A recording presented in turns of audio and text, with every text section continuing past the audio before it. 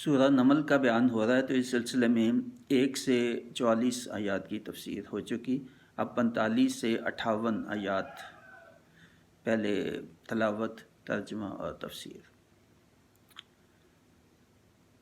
وَلَقَدْ أَرْسَلْنَا إِلَىٰ ثَمُودَ أَخَاهُمْ صَالِحًا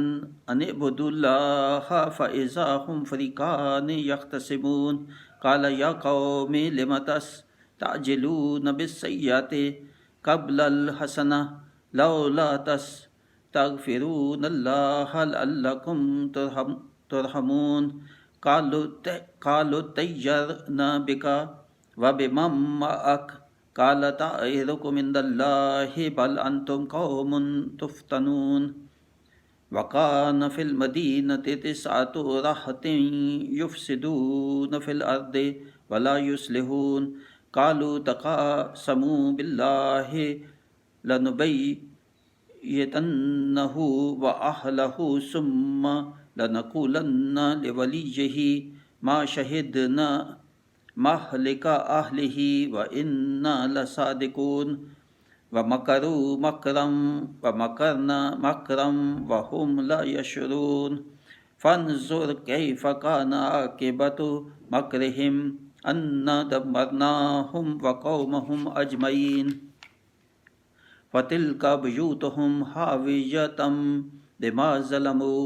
ان فی ذلک لآیۃ لقوم یعلمون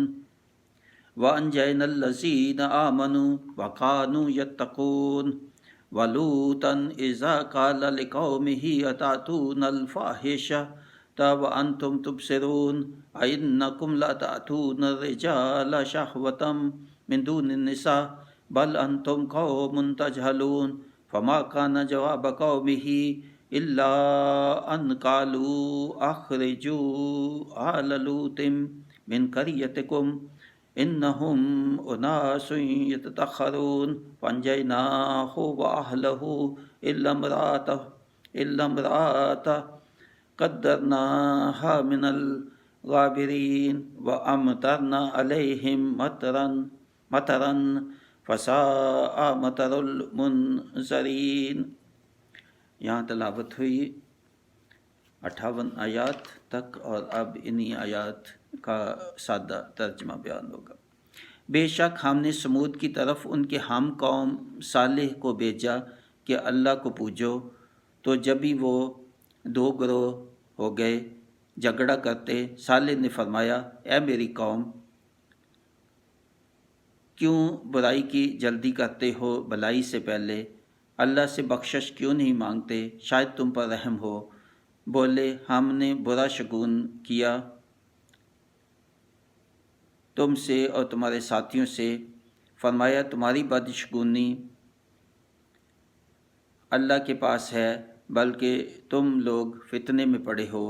اور شہر میں 9 شخص تھے کہ زمین میں فساد کرتے اور سنوار نہ چاہتے. آپس میں اللہ کی قسمیں کھا کر بولے، ہم ضرور چھاپہ ماریں گے صالح علیہ السلام اور ان کے گھر والوں پر.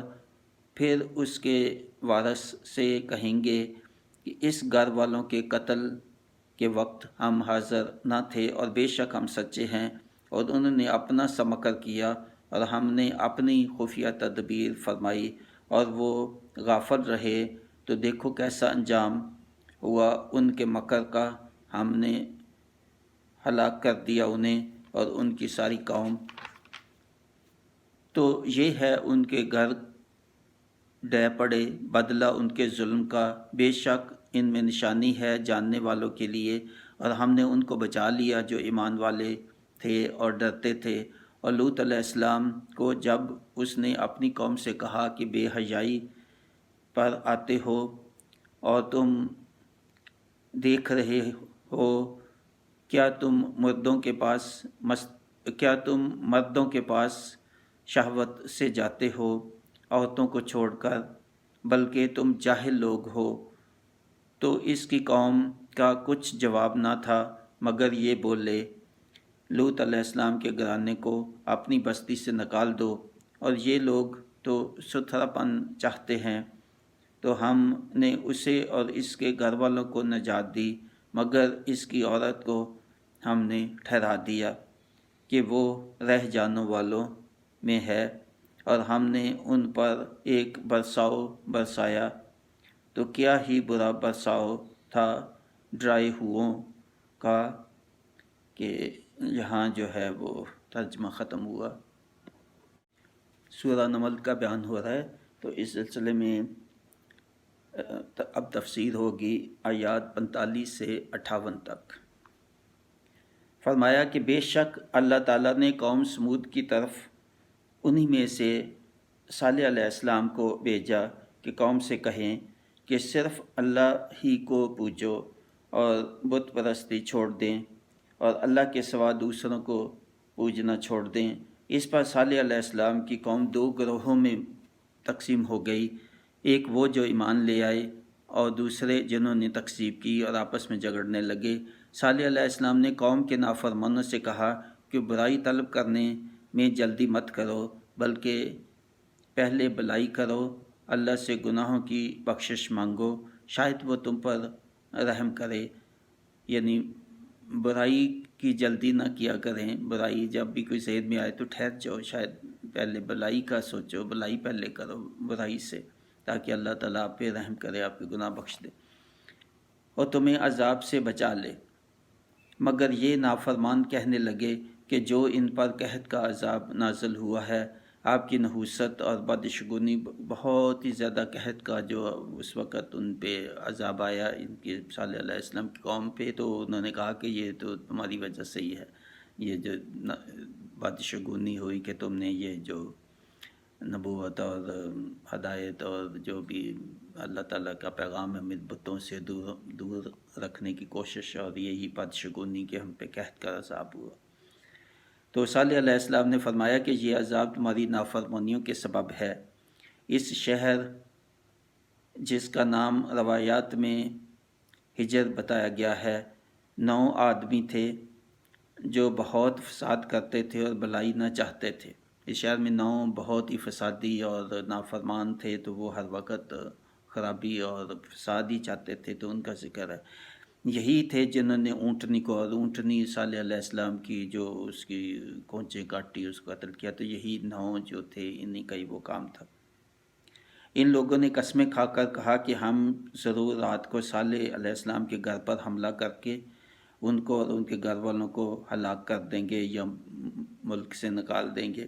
اور بعد میں سب مل کر کہیں گے کہ ہم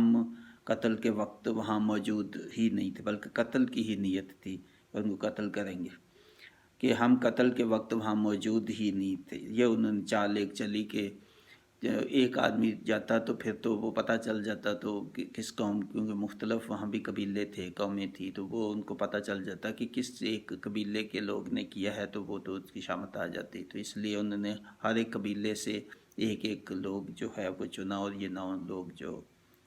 بتائے گئے ہیں، تو تاکہ کسی ایک پہ الزام نہ آئے، تو یہ اس کے لیے انہوں نے اپنی ایک چال چلی۔ تو پھر جب قتل کے بعد انہوں نے کہا تو ہم کہیں گے کہ جی ہم تو موجود ہی نہیں تھے۔ 9 پورے کے سارے قبیلوں والے اور ان کے جو خاص لوگ تھے 9، وہ سبھی اگر کہیں گے جی ہاں جی، پھر کون کہے گا کہ یہ جھوٹے ہیں، اور بے شک ہم سچ بول رہے ہیں۔ پھر یہ بھی کہیں گے کہ دیکھو ہم تو سچ بول رہے ہیں، ہم 9 کے 9 تو جھوٹ نہیں بول سکتے، ہم سب جو ہے وہ کہہ رہے ہیں کہ ہم تو وہاں تھے ہی نہیں، ہمیں کیا پتہ کس نے قتل کیا۔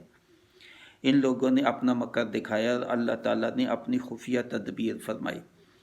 اور نافرمان اس تدبیر سے غافل تھے۔ کہ یہ جو نافرمان تھے، یہ اللہ تعالیٰ کی جو تدبیر تھی اس پہ جو وہ غافل تھے، اور اللہ تعالیٰ نے ان کا مکر جو ہے وہ انہی پہ ہی ڈال دیا، اور ان کا انجام یہ ہوا کہ جب وہ صالح علیہ السلام کے گھر پر رات کے وقت حملہ کے لیے پہنچے، تو اللہ کے مأمور فرشتوں نے ان پر پتھروں کی بارش برسا دی اور ان سب کو ہلاک کر دیا۔ ان کے ساتھ باقی نافرمان قوم کے لوگوں کو بھی پتھروں کی بارش سے ہلاک کر دیا۔ ان کے تباہ شدہ گھر جو ان کے ظلم کی وجہ سے برباد کیے گئے ہیں، بے شک یہ نشانی ہے، اور ان کے گھر تباہ شدہ گھروں کو اللہ تعالیٰ نے نشانی بنا دی، اور جاننے والے اور عبرت حاصل کرنے والوں کے لیے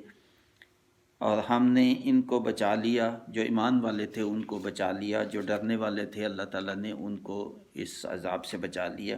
اور پھر حضرت لوط علیہ السلام کی قوم کا ذکر اس کے بعد فرمایا کہ جب اس نے بھی اپنی قوم کو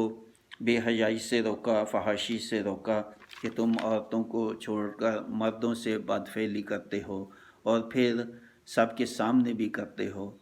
اور اس کا چرچا بھی کرتے ہو، اس سے بھی بڑھ کر گناہ، یہ اللہ تعالیٰ کے قانون فطرت کے خلاف و سخت بڑا گناہ ہے اور انتہائی جاہلیت بھی ہے۔ اس کی قوم کے پاس اس برا کام کرنے کی کوئی دلیل نہ تھی، اور بولے کہ لوط، یہ مختلف بستیاں تھیں، سب بستیاں یہ نہیں کرتی تھی، کچھ بستیاں یہ بھی تھیں جو اس سے بچی ہوئی تھیں، تو اس لیے کہ وہ بھی اس کو برا ہی سمجھتے تھے۔ بے شک یہ جو ہے اس گناہ کو کرتے تھے، مگر اس وقت بھی اس کو بالعموم برا ہی سمجھا جاتا تھا، بد اخلاقی اور سماجی لحاظ سے، ہر لحاظ سے، فطرت قانون کے لحاظ سے اس کو برا ہی سمجھا جاتا تھا، پھر بھی یہ اس میں مبتلا تھے۔ تو بولے اے لوط علیہ السلام، اور اس سے ماننے والوں کو بستی سے نکال دیا، جو انہوں نے آپس میں مشورہ کیا کہ لوط اور اس کے ماننے والوں کو جو ہے بستی سے ہم نکال دیں گے، کیونکہ یہ لوگ تو ستھرا پن چاہتے ہیں۔ اس پر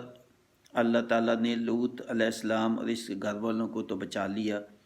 سوائے لوط علیہ السلام کی بیوی جو کہ ان کا ساتھ دیتی تھی، جو منکر تھے اور کافر تھے، تو باقی نافرمان اور ان کی بیوی، ان سب کو جو ہے وہ اللہ تعالیٰ نے شدید پھر بارش ہوئی پتھروں کے ساتھ، تو اس سے ان کو ہلاک فرما دیا۔ تو کتنا برا یہ برساؤ تھا پتھروں کا کہ ان کو کس طرح اللہ تعالیٰ نے جو ہے وہ عذاب دیا، اور ان کو ڈرایا بھی تھا اس عذاب سے، مگر وہ نہ ڈرے۔ تو اللہ تعالیٰ کہتا ہے کہ ان ڈرائے ہوئے جو تھے ان کو بھی پھر نافرمانی پر اللہ تعالیٰ نے عذاب دیا اور سب کو برباد ہلاک کر دیا۔ تو یہاں تفسیر ختم ہوئی ان آیات کی۔